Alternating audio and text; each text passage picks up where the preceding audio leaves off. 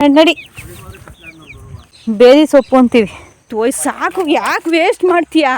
ಇಲ್ಲ, ನಾನು ನಿಮಗೆ ಆಯುರ್ವೇದಿಕ್ ಮೆಡಿಸನ್ ತೋರಿಸ್ತೀನಿ ನೋಡಿ. ಏನು ಅಂತಂದರೆ ಇದು ನೀವು ಕಾಮನಾಗಿ ಸಿಟಿ ಕಡೆ ಎಲ್ಲ ಕಡೆ ಬೆಳೆಯುತ್ತೆ ನೋಡಿರ್ತೀರಾ. ಬಟ್ ಇದನ್ನು ನಾವು ಊರ ಕಡೆ ನಾವೇನಂತೀವಿ ಅಂದರೆ ಬೇದಿ ಸೊಪ್ಪು ಅಂತೀವಿ.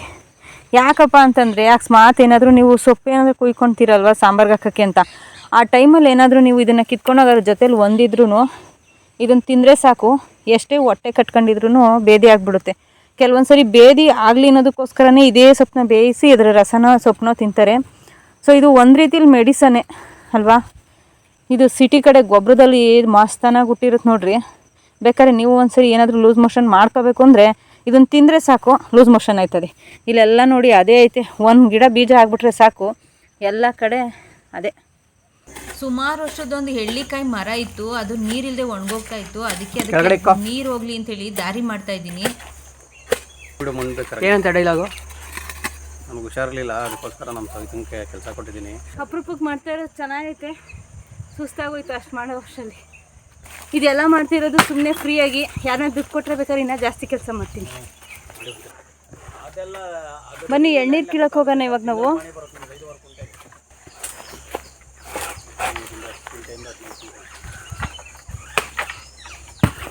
ಹೊಡೆದೋಯ್ತಾ? ಹೊಡೆದೋಯ್ತು, ಶೀಳ್ಕೊಂಬಿಡ್ತು ನೋಡ್ರಿ. ಕೆಳಗೆ ಬರೋ ವರ್ಷಕ್ಕೆ ಹೊಡೆದೋಗಿ ನೀರೆಲ್ಲ ಚಲೋತಾಯ್ತು. ನೀನು ಕ್ರಾಸಾಗಿ ಉದ್ದ ಎಳಿತೀಯ ಮಗನೇ, ಕ್ರಾಸ್ ಇಟ್ಕೋಬೇಕು ಸೈಡ್ಗೆ. ಸಾಕು ಚಿನಿ ಪಪ್ಪ. ಹೋಯ್ತು ಸಾಕು, ಯಾಕೆ ವೇಸ್ಟ್ ಮಾಡ್ತೀಯಾ? ಹೇಳಿದ ಮಾತು ಕೇಳಬೇಕಪ್ಪ.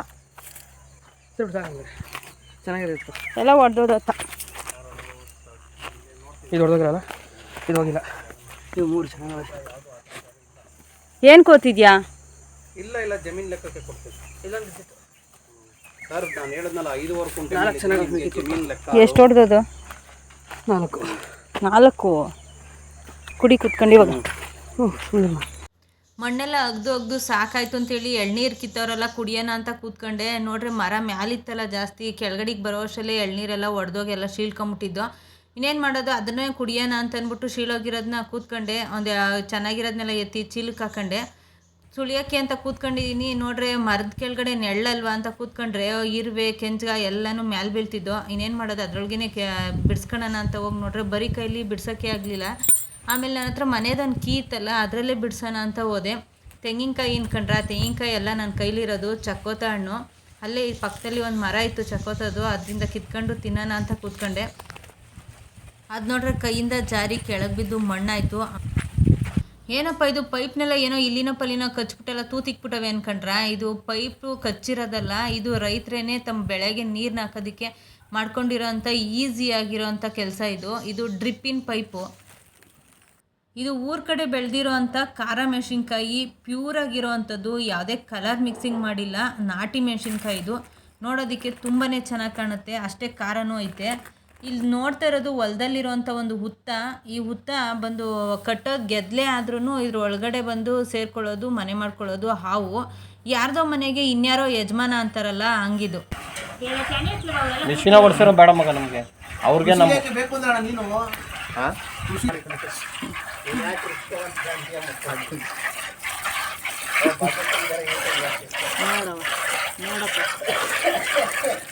ಮಾಡ್ತಾರೆ.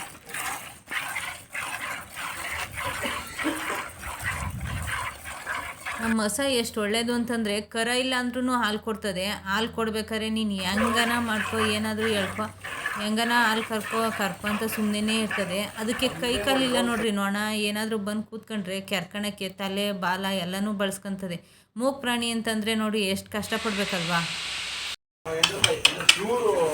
ಬಾ ಬಾ ಬಾ ಬಾ ಬಾ ಪ್ಯೂರ್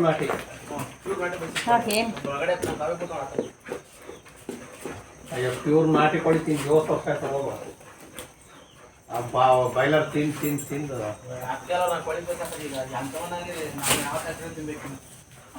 ಅವೇನು ಗೊತ್ತ ಮಗ, 45 ದಿನಕ್ಕೆ 41 ದಿನ 45 ದಿನ ಅಲ್ಲ ಇರ್ಲಿ, 45 ದಿನನೇ ಲೆಕ್ಕ ಇಟ್ಕೋ. 45 ದಿನಕ್ಕೆ ದಪ್ಪ ಮಾಡ್ಬಿಡ್ತಾರಲ್ಲ, 2 kg ಮಿನಿಮಮ್ ಇಟ್ಕೋ. ಅದು ಏನು ಹಾಕ್ಬೋದು.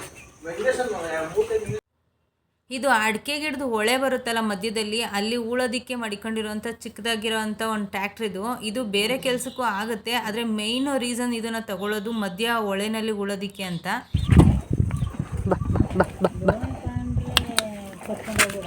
ಬರ್ಲಿ ಇಲ್ಲಿ ಬಾ ಬಾ ಬಾ ಬಾ ಬಾ ಬಾ ಬಾ ಬಾ ಬರಲ್ವಾ? ಕಲ್ಲು ಕೊಡಿಸ್ತೀನಿ, ಹೆಂಚು ಕೊಡಿಸ್ತೀನಿ. ಇದು ಮನೆ ಪಕ್ಕದಲ್ಲೇ ಇರೋವಂಥದ್ದು ಚಿಕ್ಕದು ಅಡಿಕೆ ಸಸಿಗಳನ್ನ ನಾಟಿ ಮಾಡ್ಕೊಂಡವ್ರೆ. ಅದರೊಳಗಡೆನೆ ಕೋಳಿ ಎಲ್ಲ ಮೇಯ್ಕೊಂಬತ್ತವೆ. ಅವಕ್ಕೇನು ಮೇವೇನು ಹಾಕಬೇಕು ಅನ್ನೋಂಗೇನಿಲ್ಲ. ಇದು ಪಕ್ಕದಲ್ಲೇ ಇರೋವಂಥದ್ದು ತಿಪ್ಪೆ, ಅಂದರೆ ಸಗಣಿ, ಗಂಧಲ, ಹಾಗೆ ಬೇಡದೇ ಇರೋ ಕಸ ಕಡ್ಡಿ ಎಲ್ಲ ಬಿದ್ದು ಗೊಬ್ಬರ ಆಗಿರುತ್ತೆ.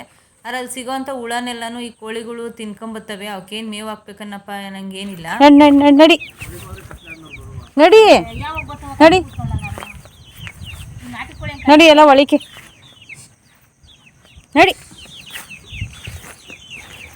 ನರಿ ಇಲ್ವಲ್ಲ ಹೆಂಗೋ ಇಲ್ಲೆಲ್ಲ.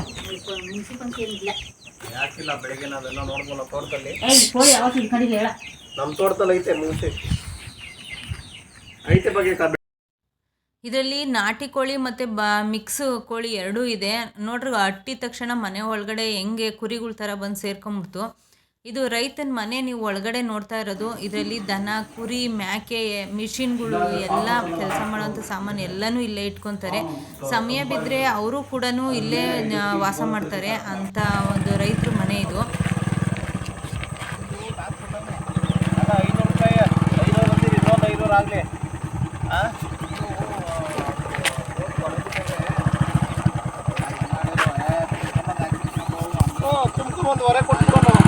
ಈ ಕಡ್ಡಿ ಸುತ್ತ ಎಷ್ಟು ಚೆನ್ನಾಗಿ ಬೆಳ್ಳಗೆ ಅಣಬೆ ಊಟ ಐತೆ ನೋಡ್ರಿ. ನೋಡೋದಕ್ಕೆ ತುಂಬಾ ಚೆನ್ನಾಗೈತೆ. ಇದನ್ನು ಕಿತ್ಕೊಳ್ಳೋಕೆ ಹೋದೆ, ಆದ್ರೂ ಒಂಥರ ಭಯ, ತಿನ್ನೋ ಅಣಬೆನೋ ಇಲ್ಲ ತಿಂದೇ ಇರೋ ಅಣಬೆನೋ ಅಂತ ಗೊತ್ತಾಗಲಿಲ್ಲ. ನಿಮ್ಗೇನಾದರೂ ಗೊತ್ತಾದರೆ ಕಮೆಂಟ್ ಮಾಡಿ. ಸೊ ನಾನು ಕೂಡ ಒಂದ್ಸರಿ ಮೂಸ್ ನೋಡಿದೆ, ಅದೇನೂ ಗೊತ್ತಾಗಿಲ್ಲ. ಕೊನೆಯದಾಗಿ ಊರಿಂದ ಎಲ್ಲ ಕೆಲಸ ಮುಗೀತು. ಇನ್ನೇನು 5 ಗಂಟೆ ಆಯಿತು. ನಾವು ಬಸ್ ಹತ್ತಿ 2 ಕಡೆ ಇಳಿದು ಹತ್ತಬೇಕು ಅಂತ. ಹಾಗೆ ಊರು ನೋಡ್ದು ಯಾರ್ದಾದ್ರೂ ಹೆಲ್ಪ್ ಕೂಡ ತೊಗೋಬೇಕು, ಸ್ವಲ್ಪ ದೂರ ಬಿಡಿಸ್ಕೊಳ್ಳೋಕ್ಕೆ ಅಂತ. ಅದಕ್ಕೆ ಕತ್ಲೆ ಆಗಿಬಿಡುತ್ತೆ ಅಂತ ಇವಾಗ 5 ಗಂಟೆ ನಾವು ಹೊರಡ್ತಾ ಇದ್ದೀವಿ ಬೆಂಗಳೂರಿಗೆ ಇವಾಗ. ಬಾಯ್.